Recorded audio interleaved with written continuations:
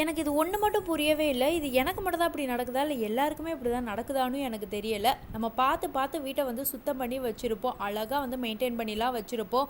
அடுப்பு கிடுப்பு எல்லாத்தையும் அழகாக சுத்தம் பண்ணி கூட வச்சுருப்போம். ஆனால் அப்போல்லாம் ஒரு ஜனம் கூட நம்ம வீட்டை வந்து எட்டி பார்க்க மாட்டாங்க. அதுவே ஒரு வாரம் வந்துட்டு நமக்கு முடியலை அப்படின்னாலும் சரி, இல்லைன்னா நம்ம வேற ஒரு குழந்தை வச்சுருக்கோம். அந்த குழந்தைக்கு வந்துட்டு விளையாடுறதுக்கு எவ்வளவோ பொருள் வாங்கி போட்டிருப்போம். ஆனால் அது கிச்சன் பொருளை தான் தேடிக்கிட்டு வரும். அப்படியெல்லாம் அவனும் விளையாண்டு வீடை பார்த்தீங்கன்னா ரொம்ப கிளம்சியாக கிடக்கும். அப்போ பார்த்தீங்கன்னா விருந்தாளி அதிகமாக வருவாங்க. பட் அவங்களையும் ஸ்கிப் பண்ண முடியாது இல்லையா?